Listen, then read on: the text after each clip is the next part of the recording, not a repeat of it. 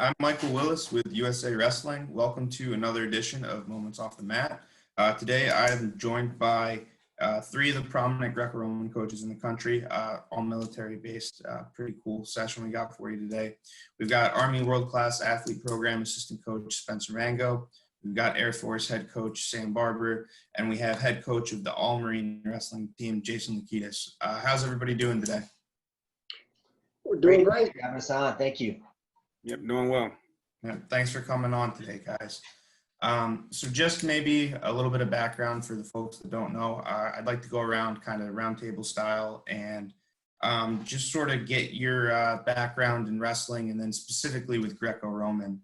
Why don't we start with Sam for that and then head to Spenser and then Jason. Yeah, I appreciate it. Actually, my background in wrestling really is a lot more on the coaching side of it. I wrestled small college in my undergraduate and wrestled a couple of years, tried to compete a little bit on the open circuit for that, but then really kind of jumped right into the coaching profession. And I started out with small colleges and kind of got a little bit more engaged in the freestyle and Greco side of coaching when I got to Minnesota and, started working with the Minnesota Storm. And that's really where I got exposed to a lot of, great coaches, both freestyle and Greco. Obviously, they have good history in both of those styles. They are the Storm, a very good Greco program. So that part of it, and then the United States Air Force Academy. But to be honest with you, my Greco background is limited, and I think that part of it is we're just, I've been fortunate to be around good people and pick up things that I can, but I'm humbled to be on the call, especially with Spenser and Jason, because I think they are two of the best Greco coaches in our country. And I'm just, quite honestly and up front, I'm not in that class of coach at all for that style of wrestling. But we do have a strong connection to the program because our location in Colorado Springs. We'll talk more about that. And I've been around some really good Greco coaches, and I've just been really fortunate that way. So my thing is more about association than it is about any of my own credentials. All right, thanks, Sam. Spenser, over to you. Well, I started wrestling in high school. When I graduated, I was fortunate enough to get a scholarship to what was in the USOEC, the United States Olympic Education Center. Wrestled there under Ivan Ivanov, Jim Grunwald, Willie Madison, had a ton of great coaches. Wrestled Greco full-time, was able to make a 2008 Olympic team. 2010, I joined the Army, able to make the 2012 Olympic team, and ended up retiring in 2016 and switching over to the coaching side. And since then, been fortunate enough to coach some great athletes with some great success so far, and just really looking to continue to build the program. All right, thanks, Spenser. And you, Jason?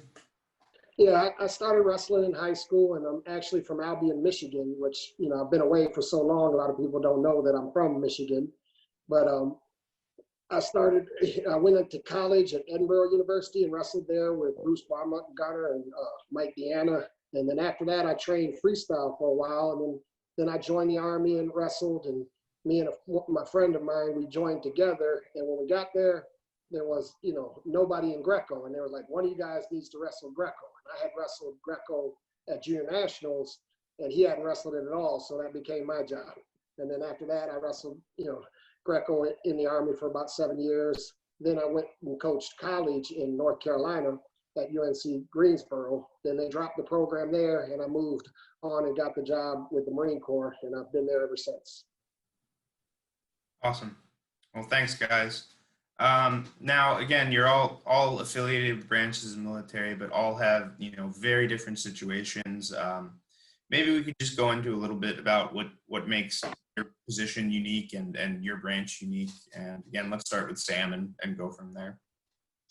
I think what makes us unique right now is that, the three different, the three programs we have on the call is that we're based at, one of our three federal service academies, and we're a college program in conjunction with also trying to, the Olympic and freestyle piece of it in our RTC. So I think it's more about the vision of what we're trying to create here. We're trying to create a situation where you could come here as a prep school guy for us, or you can come here as a first year student freshman at the United States Air Force Academy, and you could build, your complete career through collegiate, spring freestyle and Greco, and then you could graduate the Air Force Academy. You can move right into our All Air Force program or our World Class Athlete program. So that's kind of the vision of what we're trying to create, is to make it one program. So when you hear Air Force Wrestling, that now includes, the United States Air Force Academy Preparatory School, the United States Air Force Academy, the All Air Force team, and the World Class Athlete program for the United States Air Force. And we're trying to house that all in one location, one central staff, and one central location of Colorado Springs, and use all the resources that are available to us here. So that it's more right now, we're only in our second year of being able to do this. There's a rich story tradition of Air Force wrestling, and I admittedly don't know as much about that as I should, but I know you could go all the way back to Wayne Bachman, right? And he represented the Air Force, and he was on multiple Olympic teams as an athlete, and he was an Olympic team coach 2 times as well. So there's been some great wrestlers that competed, wearing Air Force on their chest. Most recently, Jay Clark, and he wrestled for the Marine Corps as well. But so we've had some great athletes that have been in the Air Force program, back and forth between maybe the Marines and the Army. But there's been great tradition in Air Force wrestling. United States Air Force Academy, you're talking about Kevin Hoy or Don Henderson, who are both NCAA national finalists, national champion for Don Henderson. Or if you're talking about athletes that have competed in the Olympic Games or been on national teams, most recently, Alex Mossing being a national team athlete for us in the second and final X. So really the thing that we're trying to build here is just, one central location where you can come in from start to finish and be part of one program, and it's one Air Force, one Air Force team, one fight, one vision, one mission of creating world-class leaders for the sport of wrestling. Cool. Thank you, Sam. All right, Spencer, over to you.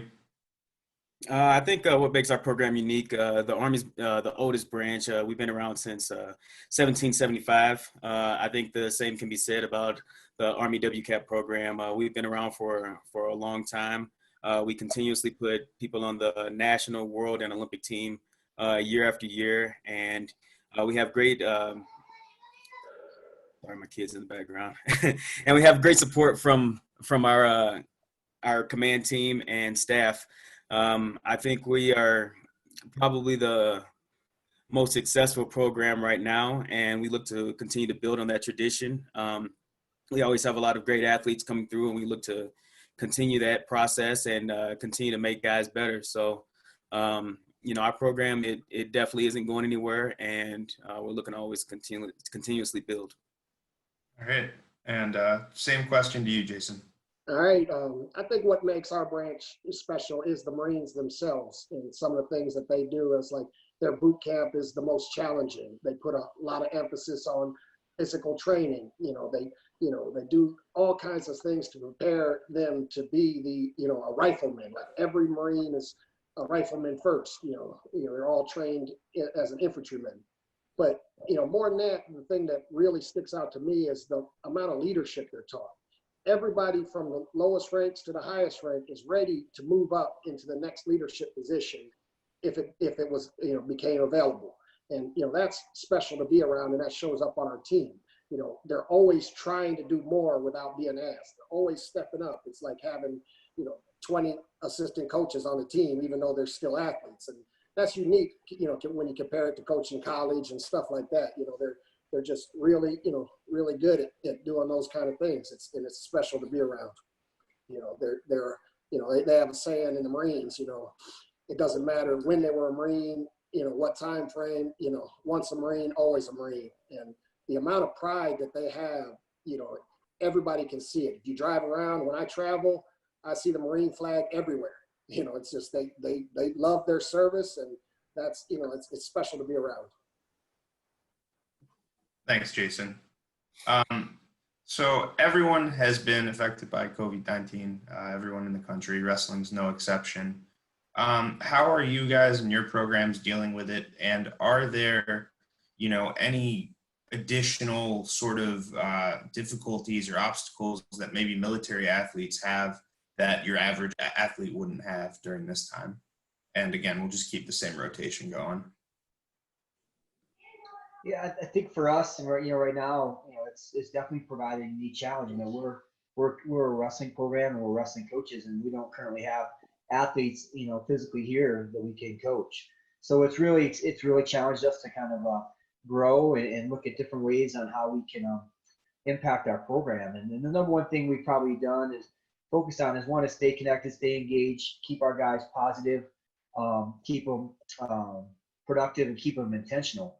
So I think, and that goes again, that goes all the way down to our preparatory school, through the Air Force Academy, to the athletes that we have now that we're preparing for the Olympic trials or whatever might be next. But the one thing we've really focused on is taking the opportunity to kind of reevaluate, the program, and find ways to where, kind of an after action report of what things have we done well, what things can we do better. And then since we can't be on the mat training as much, let's take this time to spend time together on a Zoom call, a Zoom meeting, and let's focus on building our culture. And we were able to use, some guest speakers, some guys, General Brooke Leonard, Colonel Thad Allen, Coach Heath Esslinger, former Tennessee Chattanooga coach, is doing a phenomenal job now, kind of helping programs grow as coaching staffs and athletes. And we've been able to use those resources to connect with our athletes and focus on how can we become just better, again, like better young men, future leaders, and focus on the culture of our program and how can we grow that during these times. So that's really been an area that you just don't have as much time to be as intentional about that when you're worried about what you're gonna build into the practice plan every day. So we spent a lot of time with that, and we really, I think we've really made some great gains and some growth in our program. And again, it's the entire program. It's Air Force Wrestling. It's one program, and every athlete, every coach in our program has grown and gotten better in this COVID-19, just in a different way. All right, thanks, Sam. Spencer, same question to you. We pretty much started. We had Zoom meetings with the team when we were on our stay-at-home orders. Now we've kind of progressed to where we can do Army PT, physical training. So we're doing that a couple times a week for about an hour. We still aren't allowed to go in any buildings, and we still have to social distance. But really, the home workouts and the PT sessions, and then kind of staying on top of our guys, right now is a great opportunity for you to kind of build some discipline if you don't already have it. You guys need to be getting your workouts in at home, doing as much as you can to prepare yourself while we have this time away from the mat, and kind of just trying to only focus on what we can control. And, that's getting our workouts in on our own and coming to our PT sessions. I think one of the challenges that we might have, that being in the military, that other athletes might not have, is we are on a travel restriction right now. So we're not allowed to travel. I know some athletes that maybe aren't in the military can go maybe seek out some training opportunities where, some states that have opened back up and they can get on the mats, but that is not available to us right now. So we're making the best of what we have. All right, thanks, Spencer. Same question to you, Jason. Yeah, I mean, I'm echoing the same as what Spencer's saying. We don't make our right and left lateral. They tell us what we can do, and we try to figure out how we can get better with with our limitations. We did many of the same things. Had some calls. Guys on the team reached out to, like, Buddy Lee, a '92 Olympian. Did a nice conversation, and it was really motivational for our guys. We had Sports Psych come on. Now, as of May 8th, we've shifted into phase 1 with North Carolina being obviously a different state, and the governor, changing some of the rules. So now we're able to, meet and, do some training. We're not, still not contacting. Still, if you're in a building wearing a mask, which makes workouts a little challenging if you're not used to wearing a mask when you do it. So that's interesting to watch. And the other thing that our guys was able to do, because the Marine base still kept doing a lot of stuff, so they were able to get out there and do their rifle qual, and stuff where usually that takes time away from the mat. In this case, they didn't miss anything because there's really nothing we could do. And then some of our other guys weren't able to do their courses, because they're still running courses that they have to do to progress as they earn different ranks. So it's as productive as it can be. The hard part is it's a big change for everybody, and keep everybody positive and motivated is definitely a challenge during that. Wrestlers like to touch each other, so you can't touch each other. It gets a little depressing, but everybody's tough. Thanks, Jason. Glad to hear that everybody still progressing even during these difficult times. Sam, got a question specifically for you. So you are the head coach of a Division I program that kind of puts you in a different position than the other two guys on this call. Can you talk about doing that and then balancing that with also kind of running the Air Force RTC, which it isn't just Greco specific, it's Greco and freestyle. So kind of how you wear those different hats and what that looks like for you. Yeah, I think, one of the keys to running a successful organization is just surround yourself with great people. And I think that part of it, if you look at our staff, we just have an incredible staff. So a lot of the things that we're doing, I just am not, I'm not hands-on necessarily in a lot of that stuff. I just guide and direct and, really, really take a lot of pride in just saying, hey, this is your area and I want you to own it. And so it's yours, make it great. And we got a great staff. And, in terms of this, Dustin Kilgore is our full-time head RTC coach, and he's also our head volunteer coach. So he's a full-time staff member, full-time pay. We've extended his contract again through this, so he has a guaranteed position in the future as we work through these uncertain times of COVID-19. But his primary responsibility is the RTC, the Air Force Regional Training Center.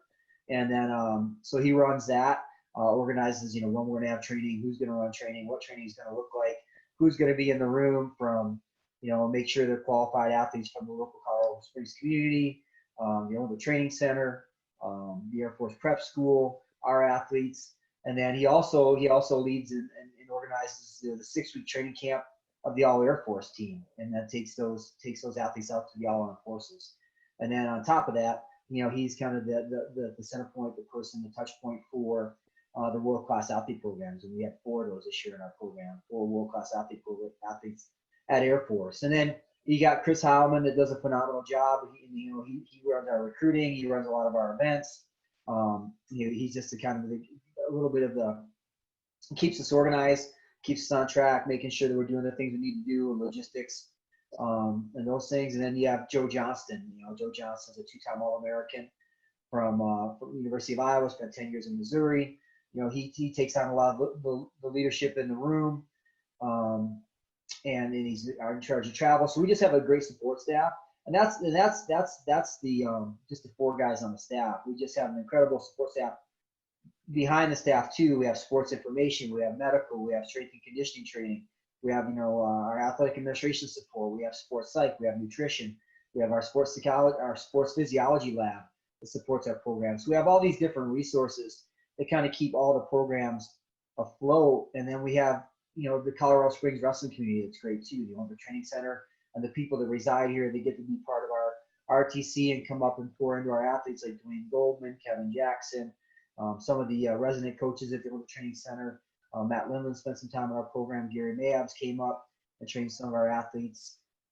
So that part of it for me, honestly, again, like just association and surrounding myself with great people, and been fortunate enough to have those people be world class in what they do. Thanks, Sam. Jason, going to kick this one over to you. The Marines had a banner year in 2019. You had numerous national team members. You put Ray Bunker and John Stefanowicz on the world team. What went into that?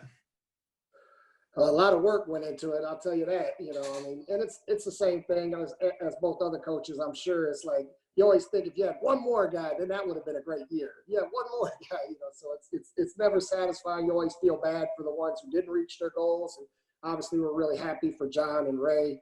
The biggest thing is the environment that we have where the Marines believe that doing the stuff to be a better Marine not only helps them with their career and the progression as they move forward, but it also makes them a better wrestler. It makes them tougher. It makes them be able to handle the adversity that it takes to win the kind of matches that, Ray and John won, and it's just, I can't say enough of how great it is to be around those kind of people, and then talking even with, like coaching outside of a university, you get a little less paperwork, so I can sympathize with Barber and him, what they have to do as a university, so that's another nice aspect of being on the other side.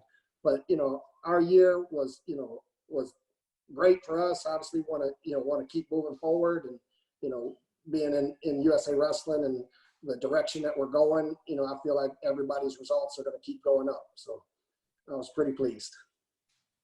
Thanks, Jason. Spenser, so Army has put out you know, many elite Greco-Roman wrestlers over the years, yourself included. What is the program like now compared to when you were competing, and what do you think some of the biggest differences are? I think from when I was competing until now, the program still is. We have a ton of great support. We're able to send guys all over the world to get the best training opportunities and competitions.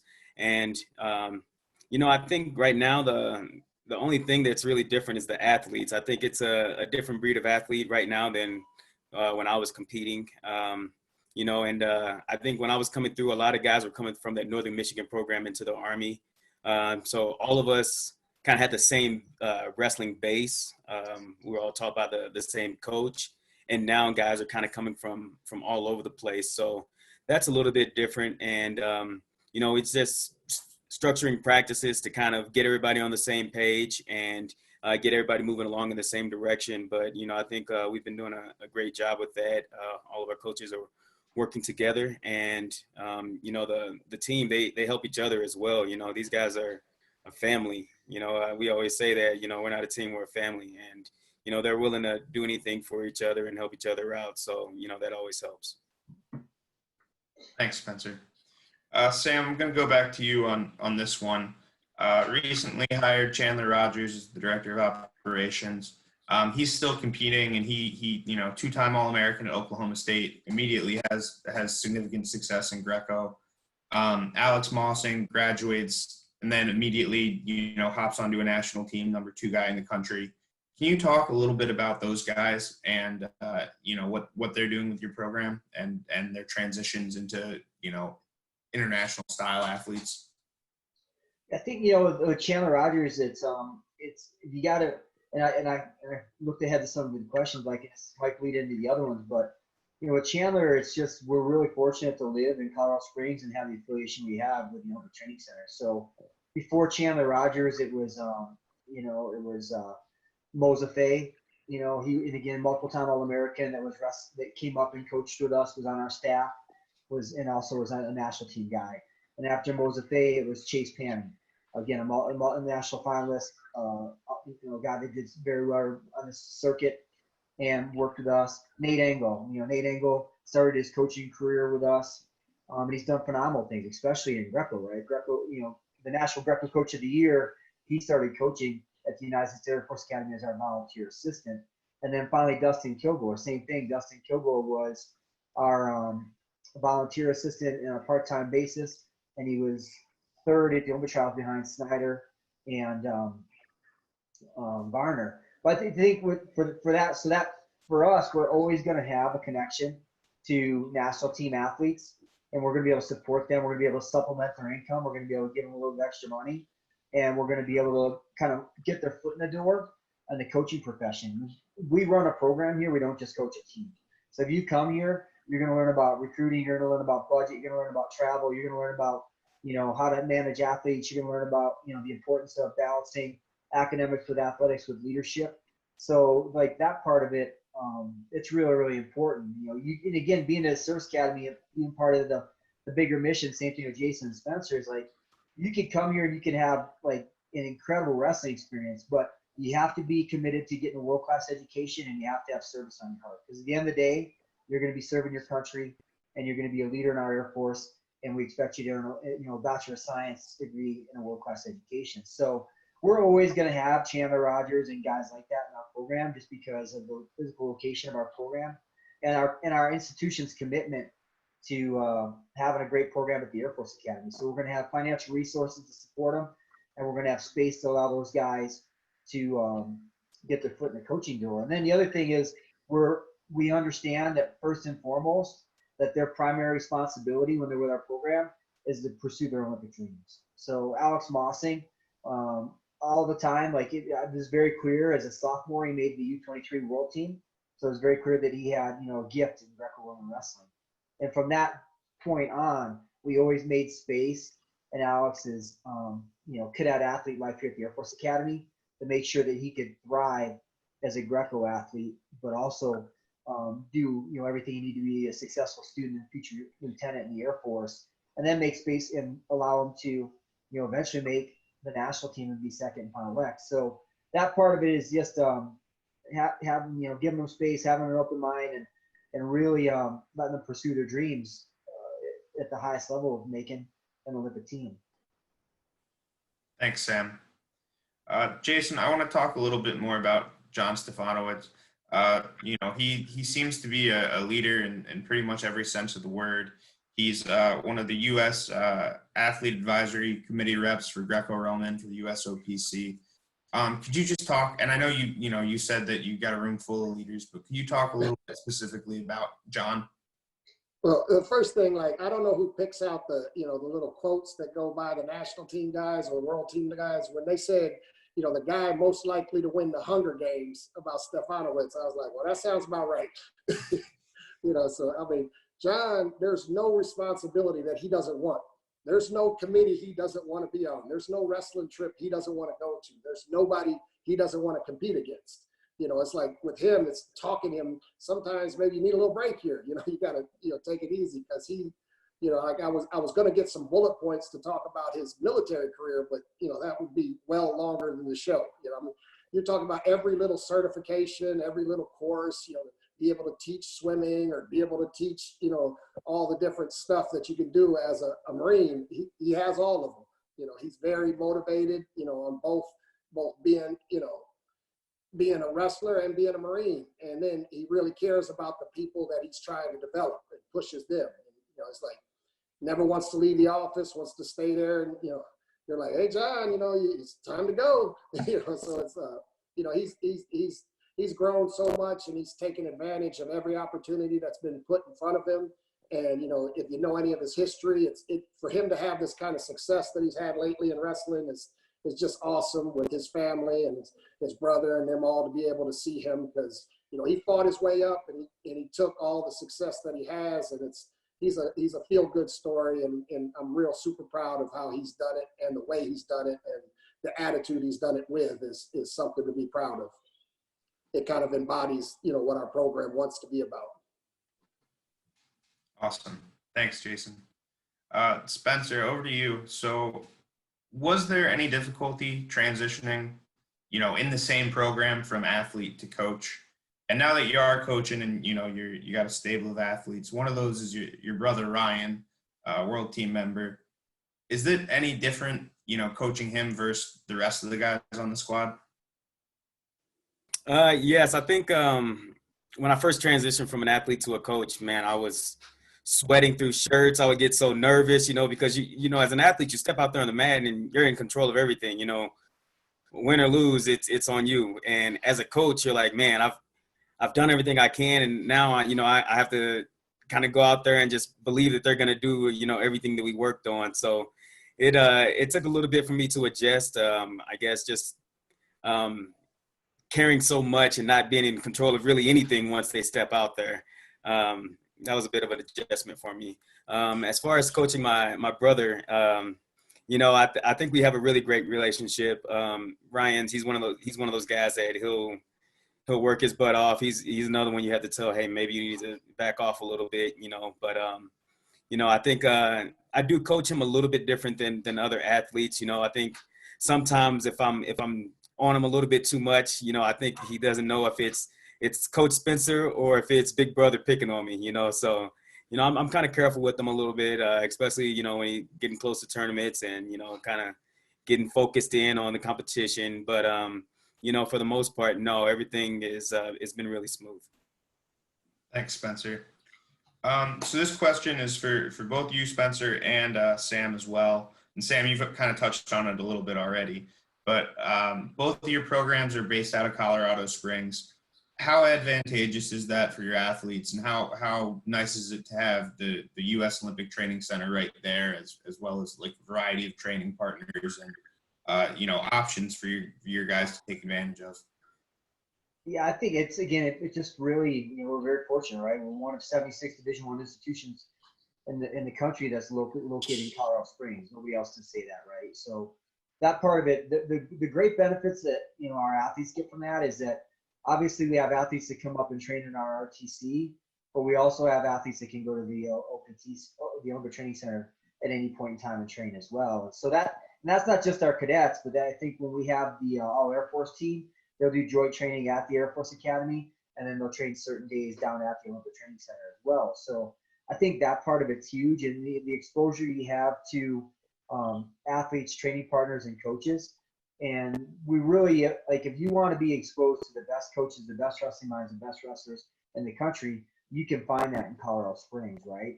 And then we have, Spencer's program right down the road. And Spencer, we'd love to do more with you guys, and at that part of it, like, it's one team, one fight for me. And I talked about this before. I bleed red, white, and blue. And, I know, the Marines and Air Force and Army, it's going to be competitive when we wrestle, but man, I want to see our service members have great success, right? And in everything they do. And it doesn't matter, what branch they come from. They're all wearing the American flag on, so, right, like, I'm 100% behind that. And we can train together and we can be better as service members. Like, that's 100% what we want to do here. But I think, and then Colorado Springs is an incredible wrestling town. There's a lot of guys that have trained, here throughout the years. It's a great place to live. It's a vacation destination.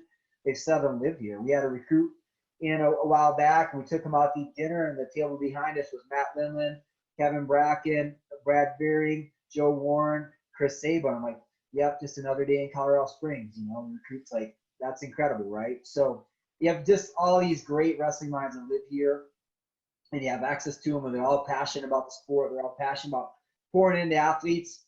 So I think that it's again, if you're looking for, like, hey, what's the best wrestling community? What's the best wrestling town in the United States? Man, I think Colorado Springs has a stronger argument as anybody. Yeah, hard to beat that. That was a pretty serendipitous diner decision, I guess, Coach.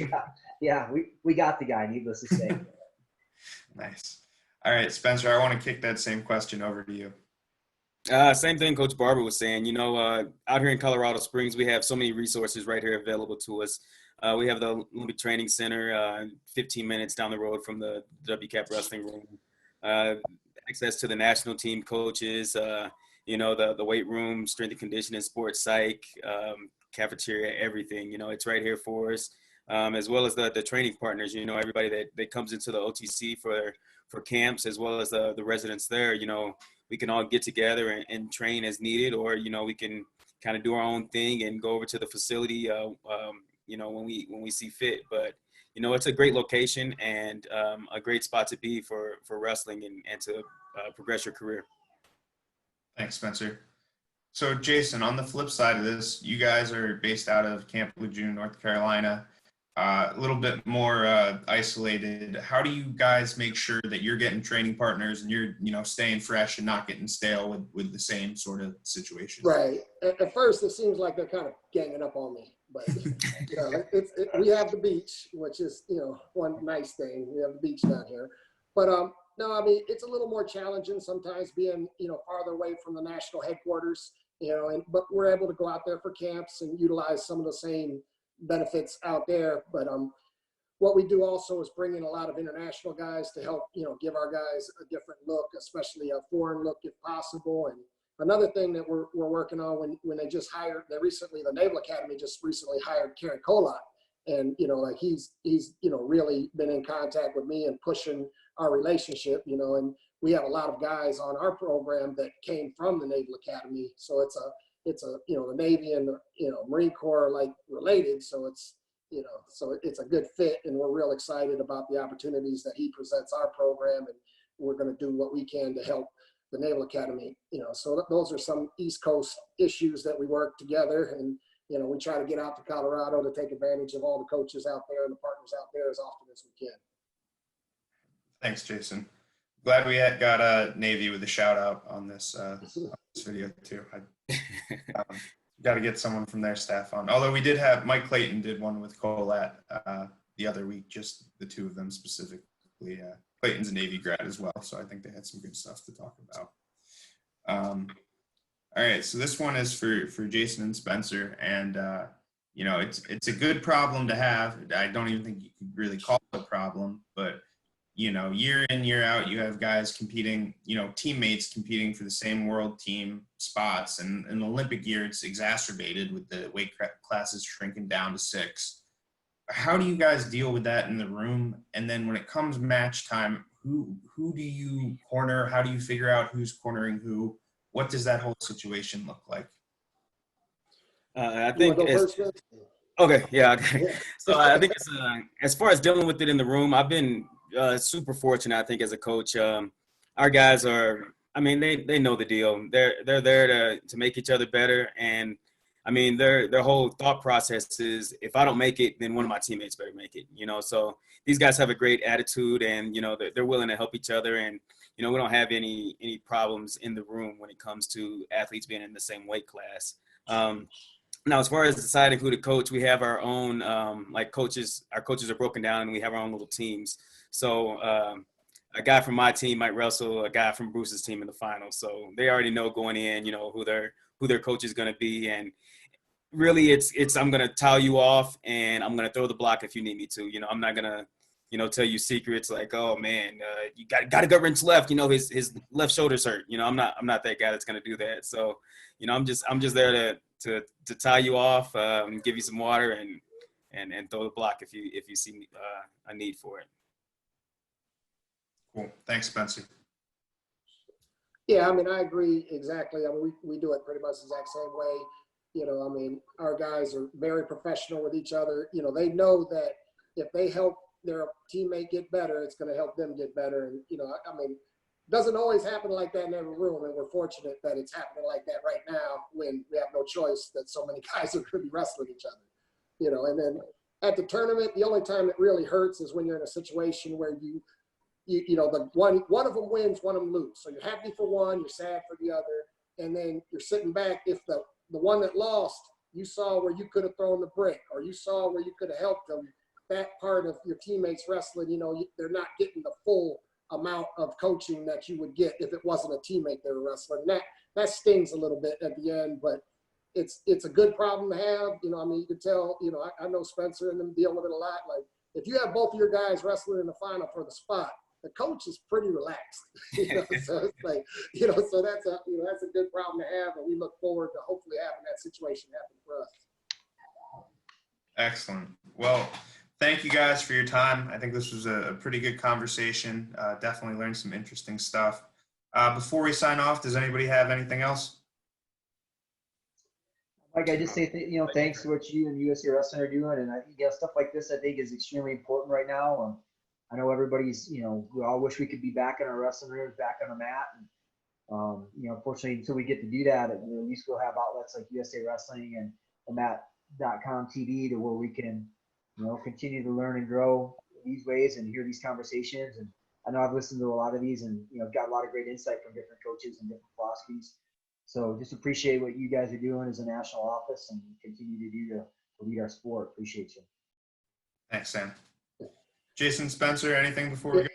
I would just say, you know, I really appreciate USA Wrestling and promoting, you know, our program. Part of being in North Carolina and being away is not as many people know the things that we have. You know, if you go out to Colorado, you're fortunate to see what the Air Force is doing. You know what the Army's doing. And, you know, we're kind of left off there. And it's like you're in, you know, you might as well be on an abandoned island somewhere. They don't know what's going on and it sounds scary, you know, so to get a chance to see, you know, and hear what we do in our program, and, you know, the opportunities are there. You know, hopefully it'll get more people interested in wanting to become Marines and, you know, win some medals for us. Thanks, Jason. Yeah. No, I just want to say thank you to you and USA Wrestling, helping bring some awareness to our programs and providing this information for the wrestlers out there at home who probably stuck in their house and itching to get back on the mat, and, you know, providing this content for them. All right. Awesome. Well, thanks again, everybody. And, you know, thanks for tuning in. So until next time. Thank you, guys. Thank you.